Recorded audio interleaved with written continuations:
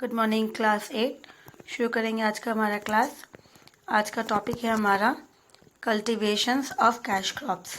Last class में हम लोग ने अब तक 3 सिस्टम जो था गवर्नमेंट ब्रिटिश गवर्नमेंट ने जो बनाई थी, permanent system, then Mahalwari system and Ryotwari system, वो हमने डिस्कस किया था।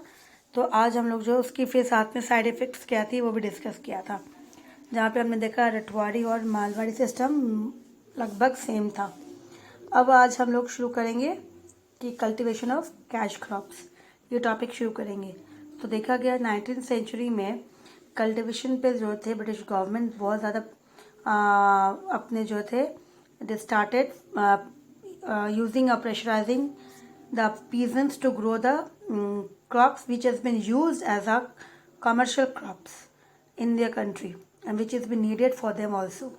Means कि जो क्रॉप्स उनकी देशों को चाहिए था, जो कमर्शियल क्रॉप्स है, जिसे कैश क्रॉप्स के नाम से भी कहा जाता है, जिसे बीज के बहुत सारे पैसे मिलते हैं, जिसके लिए इसको कैश क्रॉप्स के नाम से कहा जाता है। So the Britishers wanted the peasants to start the cultivation of commercial crops.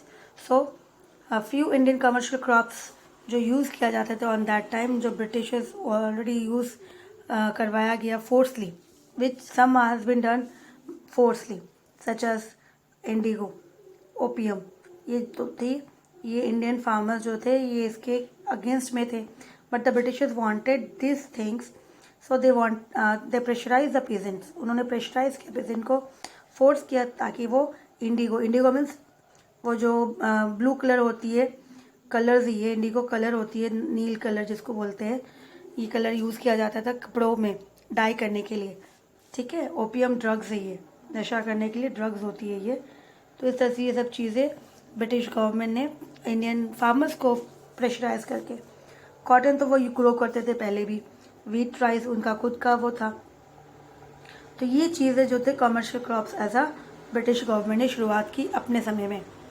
The second half of the 19th century saw some increase in land under cultivations, agriculture productions expanded at an average rate of about 1% per year by the later 19th centuries. तो second half of the 19th centuries में क्या देखा गया कि जो land थी, ज़मीन जो थी, धीरे धीरे जैसे फॉरेस्ट एरिया को कट कर दिया गया, फॉरेस्ट एरिया को कट करके कल्टीवेशन के लिए लगा लिया गया। तो धीरे धीरे जो लैंड एरिया थी कल्टीवेशन के लिए वो बढ़ने लगी। क्योंकि ये सब चीज़ ग्रो होती है और वो ब्रिटिशर्स क्या करेंगे, इस चीज़ों को अपने देश में भेजेंगे, वहाँ पे वो सेल करेंगे उसको, तो उसमें ज़्यादा प्रॉफिट होगी। तो इसी तरह से उन्होंने फॉरेस्ट एरिया है, जो बैरन लैंड है, उनको उन सबको यूज़ किया करने किसके लिए, एग्रीकल्चर्स के लिए। तो इसी तरह से एग्रीकल्चर देखा गया एवरेज कि हर साल उसका परसेंटेज जो था लैंड का वो बढ़ रहा था 1% करके। These crops way use in British, जैसे वो इंडस्ट्रीज, जैसे कहा कि ये इंडिगो जो था कपड़े की इंडस्ट्रीज में चाहिए था, कॉटन जो था कपड़े बनाने के लिए चाहिए था। तो इसी तरह से वो इसको इनकरेज करते, डरा के, पैसे के लालच देके, कैसे भी करके, ताकि पीजेंट जो थे उसको वो यूज़ करे ग्रो करने के लिए। The company force the peasant to grow cash crops like indigo which resulted in less production of food crops.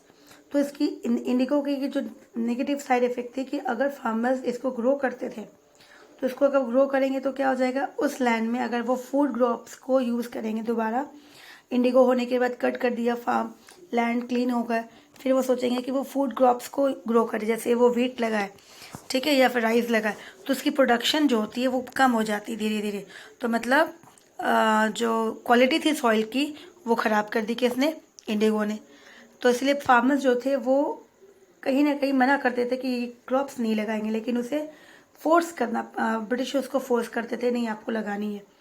So indigo is a blue colour dye extracted from indigo plant. इस plant से निकाला जाता है colour, blue colour की dye होती है।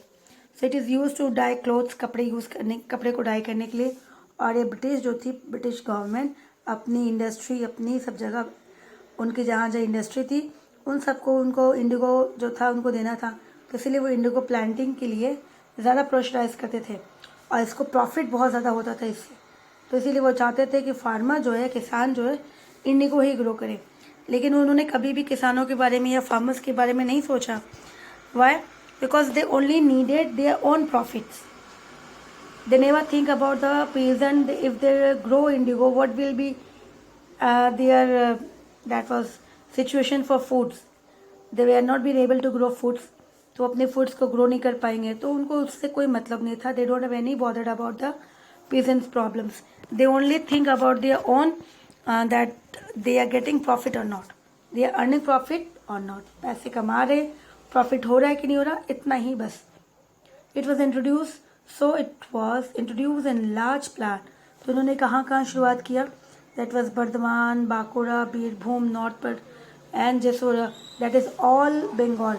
These are the area district of Bengal. So due to decentralizations, textile industry flourished and demand for indigo increased.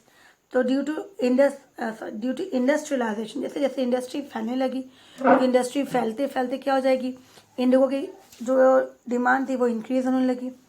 And since the climate of England was also suitable for indigo cultivations, climate of was not suitable.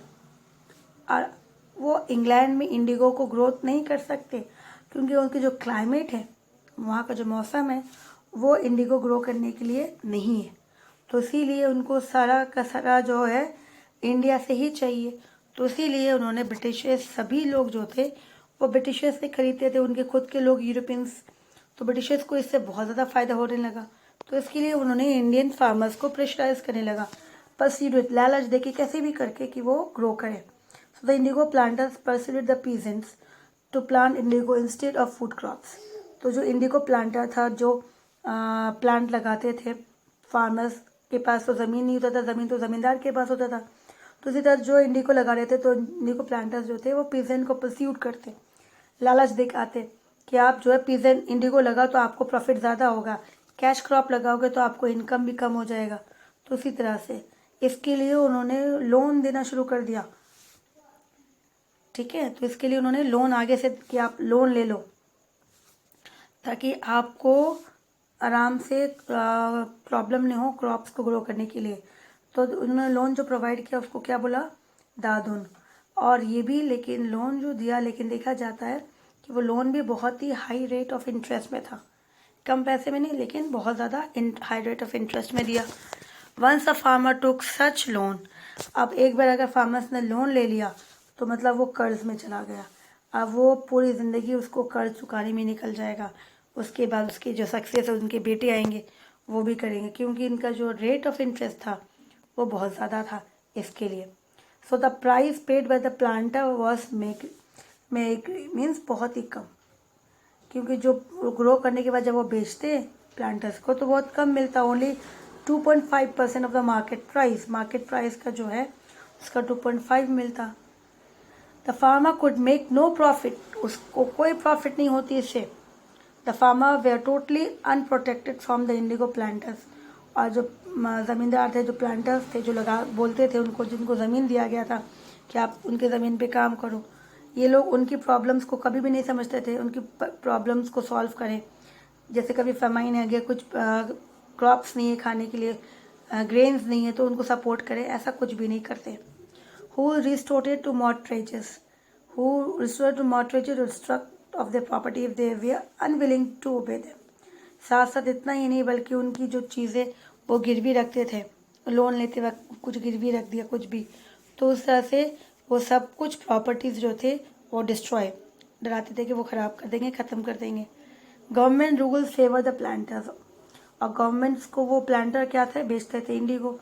तो government जो थी, British government, वो किसको मदद करती थी, planters को, peasants को नहीं, किसानों को नहीं, फार्मर्स को ज़रा सा भी हेल्प नहीं करती.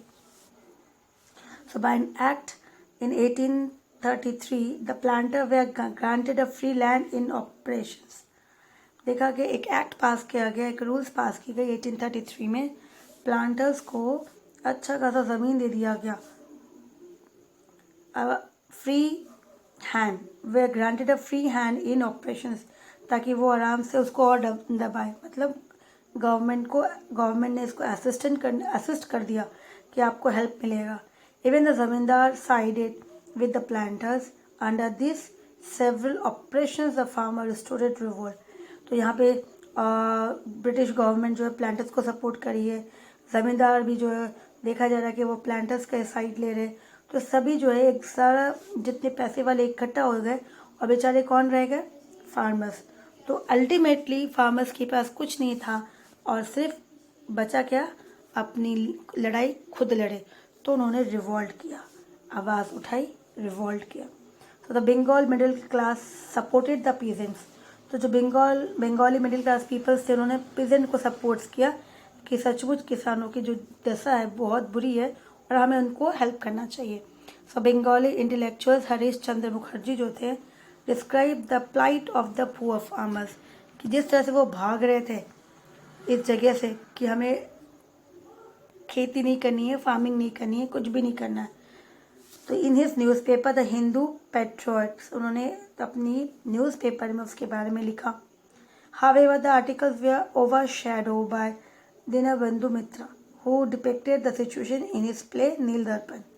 साथ साथ दीनबंधु मित्र ने भी उसी चीज़ को, इन्होंने तो न्यूज़पेपर में लिखा लेकिन न्यूज़पेपर क्या हो गया, वो फीका क्यों पड़ गया, इसलिए क्योंकि लोग जो थे पढ़ने से ज़्यादा देखने में पसंद करते थे। तो इन्होंने दीनबंधु ने क्या किया, नील दर्पण एक ड्रामा, एक प्ले बनाई और उस प्ले के थ्रू पूरा का पूरा जो किसानों के साथ हुआ वो चीज़ें पूरे दिखाई। तो लोगों को ये प्ले ज़्यादा पसंद आया न्यूज़पेपर से। तो बाद में जो ब्रिटिश गवर्नमेंट इस एक्ट को, इस प्ले को जो थे उन्होंने बैन करवा दिया कि ये चीज़ें नहीं होनी चाहिए। इससे देश के अंदर क्या हो रहा है कि लोग विद्रोह करने लगे, रिवोल्ट करने लगे ब्रिटिशर्स के खिलाफ। इसके लिए गवर्नमेंट ने उसको बैन कर दिया। The Indigo revolt was a peasant movement. तो इंडिगो रिबिलियन मतलब रिवॉल्ट, तो नील विरोध, ठीक है, विरोध करे कि हमें ग्रो नहीं करना है, हमें इसे नहीं ग्रो करना है।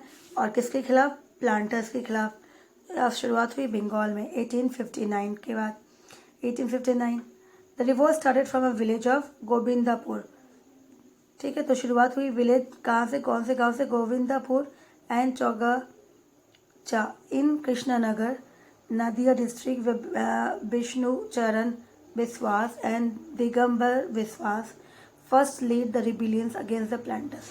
तो ये दो जो थे, विष्णु चरण विश्वास एंड दिगंबर विश्वास, इन दोनों ने ही आवाज़ उठाई एज अ लीडर, पूरी किसान की टीम खड़ी की और इन दोनों ने लीड किया और प्लांटर्स के खिलाफ शुरू किया रिवॉल्ट करना। And it spread rapidly. जैसे ही शुरुआत हुई, एक लीडर जैसे मिलता है, तो ये दो लीडर खड़े हो गए और इन्होंने आवाज़ उठाई तो सारे लोग उनके पीछे कि हम भी। तो इसी तरह से और धीरे धीरे रिवॉल्ट जो था पूरे बंगाल में फैलने लगा।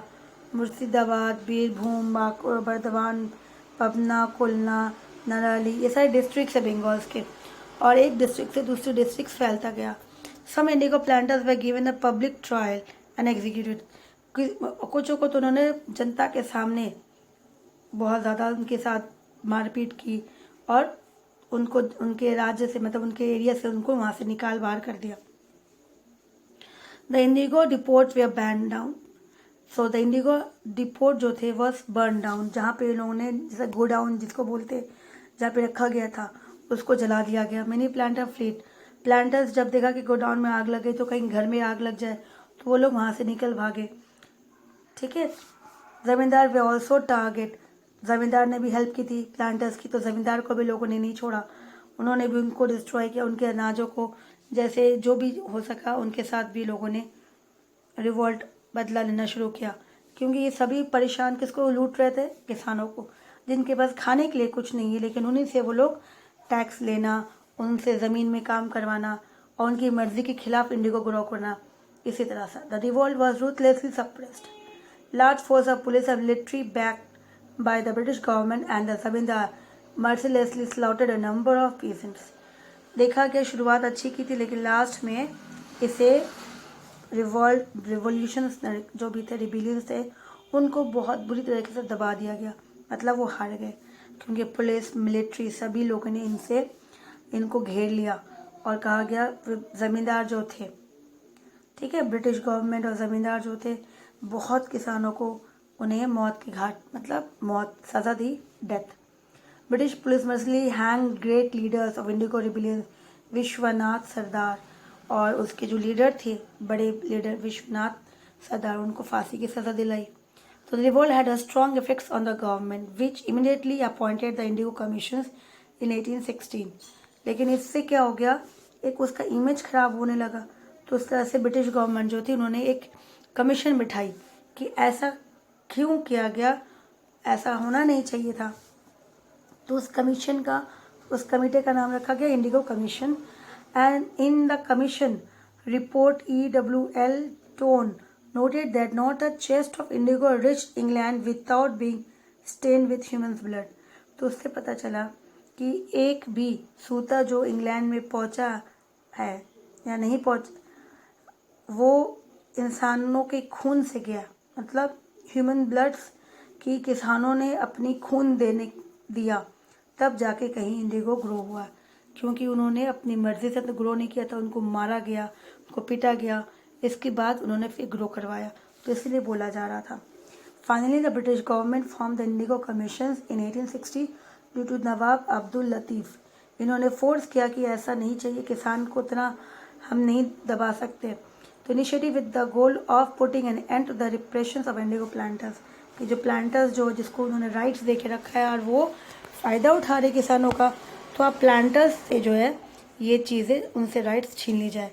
तो the planter shifted their base to Bihar as Bengal stop being the hub of indigo cultivation. जिस तरह से बिहार फिर बंगाल ने मना कर दिया, स्टॉप कर दिया कि जो पहले हब था जहाँ पे सिर्फ और सिर्फ इंडिगो ग्रो करते थे, अब बंगाल में जब रिवॉल्ट हो गया तो ब्रिटिशर्स ने क्या किया, प्लांटर्स जो थे उन्होंने स्टेट चेंज कर लिया। पहले बंगाल था, अब वो मूव करके कहाँ चले गए, बिहार चले गए। तो इसी तरह से ये मूवमेंट हुआ। और ये मूवमेंट लेकिन बिहार में भी ख़त्म नहीं होगा, वहाँ पर भी बिहार में भी रिवॉल्ट करेंगे और फिर बाद में महात्मा गांधी भी आके इनको सपोर्ट करेंगे। तो इसी तरह से ये चीज़ें आगे तक चलती जाएगी। तो आपका जो चैप्टर है ये ख़त्म हो गया, कंप्लीट। अब हम लोग न्यू चैप्टर्स में जाएंगे, ठीक है। तो आप प्लीज़ इसको चैप्टर्स को रीड आउट करो अच्छे से और वीडियो देखो। वीडियो देखने के बाद चैप्टर्स को रीड करना ज़रूरी है, तब आपको बहुत अच्छे से समझ में आ जाएगा। कोई भी प्रॉब्लम हो तो आप कंसल्ट कर लो, लेकिन और साथ साथ अपने वर्क कंप्लीट करो। होमवर्क कंप्लीट करने के बाद अपने नोटबुक स्कूल में सेंड करें, ताकि टीचर्स जो है पर्टिकुलर सब्जेक्ट्स सब अपने अपने सेंड करो, और ताकि टीचर्स जो है उसको चेक करें, ठीक है। Thank you.